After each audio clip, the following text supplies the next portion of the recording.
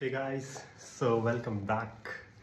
अभी रात के ऑलमोस्ट 4:40 हो रहे हैं और बार्सिलोना जीत गई है। Emotions are still high, adrenaline rush बहुत ही टॉप पर है। एंड क्या बात करें मैच के बारे में, तो मैच शुरुआत से बात करते हैं फिर। तो सबसे पहले तो जो शुरुआत हुई वो थी कल, जब मैच से पहले रेफरी का बहुत बड़ा कंट्रोवर्सी हो गया था, जिसमें रियल मैड्रिड टीवी के वीडियोस थे जिसमें वो रेफरी को अक्यूज़ कर रहे थे, उनके पॉइंट आउट कर रहे थे। एंड टू बी ऑनेस्ट बहुत ही चीप टैक्टिक्स थी रेफरीज को इंटिमिडेट करने की, और हुआ भी ये काफ़ी हद तक, हम देखते हैं कैसे। But anyways let's move on. So lineup पे आते हैं। लाइनअप पे from Barcelona side I think काफ़ी स्ट्रॉन्ग लाइनअप थी। जेरार्ड मार्टिन को यूज़ किया था स्पेशली लेफ्ट बैक पे, जो कि एलेक्स बाल्डे की जगह में। And I think it was a sensible choice. Hector Ford भी एक ऑप्शन थे, बट ही डजंट हैव वो उन्होंने खेला नहीं है अभी तक ऐसे सिचुएशन में मैच की। Usually he has come in league matches, so it was a good decision Gerard Martin को लेकर।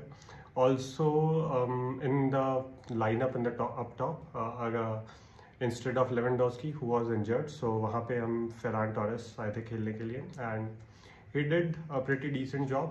I mean, he actually did a good job there, to be honest. On the Real Madrid side, वहाँ पर हमने देखा कि Kylian Mbappe नहीं खेल रहे थे, which was kind of like shocker to me. But yeah, उनको थोड़ा सा शायद I guess he doesn't wanted to take chances because वो अभी इंजरी से आए थे शायद. So all in all, it was strong lineup from both the sides. सो जैसे मैच शुरू हुआ तो आई थिंक रियल मैड्रिड ने ज़्यादा हाई प्रेस नहीं किया। दे ट्राई टू लाइक उन्होंने एनर्जी कंजर्व करने की काफ़ी कोशिश की। मॉल मिड ब्लॉक में खेल रहे थे, ज़्यादा प्रेस नहीं कर रहे थे। And even Barcelona were very comfortable in controlling the position, in controlling the balls and everything, and it was good.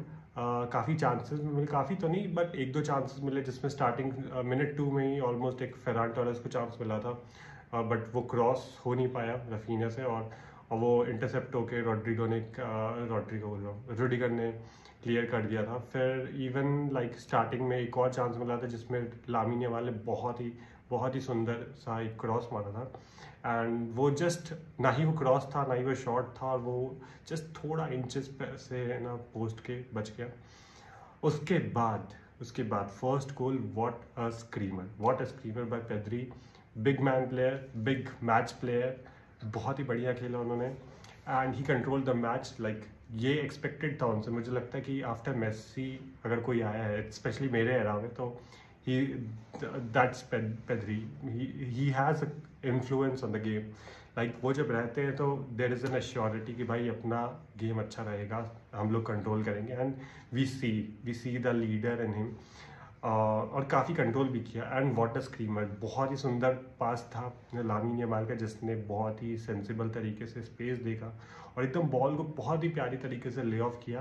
And Pedri first touch shot सीधा top left corner, and no chance for Thibaut Courtois. Now coming to the second half में Real Madrid they came back strong, they came back and they started pressing high. And उसके बाद उनको chances मिलने लगे, मुझे डर भी लग रहा था इनफैक्ट। एंड फर्स्ट गोल इसी तरीके से आया, लाइक लास्ट मोमेंट में फ्रैंकी डियोंग ने पुल किया एकदम एज ऑफ द बॉक्स में, and they got a free kick. काफ़ी डेंजरस सिचुएशन था फ्रैंकी डियोंग का। आई मीन मुझे लगा कि रेड कार्ड भी हो सकता था, बट या वहाँ पे और 2 प्लेयर थे, कुबारसी थे और एक थे आई गेस। तो रेड कार्ड सिचुएशन तो नहीं था, लास्ट मैन नहीं था, and obvious goal scoring chances भी नहीं था। तो फ्रैंकी डियोंग को येलो कार्ड मिला and he was good. And उसके बाद फ्री किक मिली। मुझे लगता है कि फ्री किक तो ऑब्वियसली बहुत बढ़िया थी, मतलब एकदम पोस्ट पे हिट किया और गोल चला गया। बट मुझे लगता है शेज़नी ने बॉल सही से नहीं किया, मतलब गोलकीपर के साइड पे गोल जा रहा है, गोलकीपर के साइड के फ्रेम पे लग रहा है, पोस्ट पे लग रहा है, एंड बॉल अंदर जा रही है। तो मुझे लगता है कि जो किया उन्होंने शेज़नी ने वॉल सेट, वो थोड़ा इस तरफ किया था, राइट हैंड साइड की तरफ, एंड लेफ्ट हैंड साइड में काफ़ी जगह था। इनफैक्ट शेज़नी भी जो खड़े थे गोल पे, वो एकदम बीचों बीच खड़े थे, ना कि लेफ्ट हैंड साइड में खड़े थे। सो या एनीवेज गोल आ गया and they got the confidence, और वही हुआ। मतलब उन लोगों ने और प्रेस किया और पुश किया and they started getting chances by chances and corner, हर corner kick was a dangerous chance because उनके पास बहुत लंबे लंबे बड़े बड़े प्लेयर हैं। एंड वही हुआ, लाइक कॉर्नर किक मिला एंड अराउंड 77th मिनट, और बहुत अच्छा अच्छा इंसिंगिंग कॉर्नर था, आई गेस आर्दा गुलेर ने मारा था या, एंड चुमेनी का header, goal, no chance.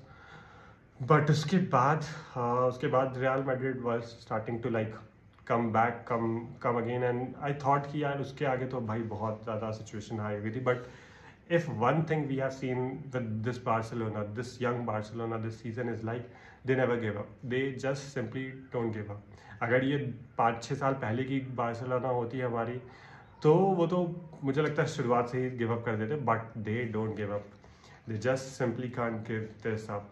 And वही हुआ, लामीन यमाल बहुत ही सुंदर, डेढ़ बंदे ने 90 minute plus 30 minute extra time खेला एंड व्हाट अ गेम ही यार, बहुत ही सुंदर पास दिया उसने, सीधा डिफेंस के पीछे रिलीज किया फेरान टोरेस को, एंड फेरान टोरेस समहाउ कैसे तो भी उन्होंने रुडिगर को एक तो सबसे पहले ना डिफेंड किया, रुडिगर के अगेंस्ट अपने बॉल सेव की, उसके बाद थिबू कोर्टुआ के एकदम सामने जाके ना कट मारा, और उसके बाद ओपन गोल में एक सिंपल सा shot and what a goal, and it was 2-2 back on, like everything was back on, and तभी बहुत ही कमाल की चीज़ हुई।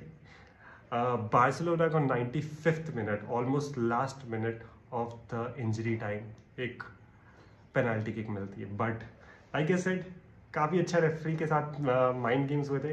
टू बी ऑनेस्ट, अगर वो ये एक नॉर्मल मैच होता, एक नॉर्मल कंडीशन में अगर रेफरी हो रहा होता, तो मुझे लगता है कि it can go either way, but जिस तरीके से 6-7-8 बार ऑलमोस्ट लाइक 5 मिनट तो उसमें गवाही दी है सिर्फ वार चेक करते and after at the end उन्होंने बस चांस दे दिया, like they dismiss the penalty. And वो मुझे लगा कि यार चलो ठीक है, वैसे कॉन्ट्रोवर्शियल डिसीजन है, बट या it can go either way. And उसके बाद रफीनिया को उसमें येलो कार्ड मिल गया फॉर डाइविंग एक्चुअली। उसके बाद हाफ टाइम ख़त्म, एक्स्ट्रा टाइम शुरू हो गया, जिसका डर था एक्चुअली बार्सिलोना के लिए बुरी बात थी extra time, because they have to play mid week and already players जो है वो बहुत ही ज़्यादा ओवरवर्कड है, ज़्यादा खेल रहे हैं, and they want the game at least game to get over within 90 minutes, जो कि नहीं हुआ।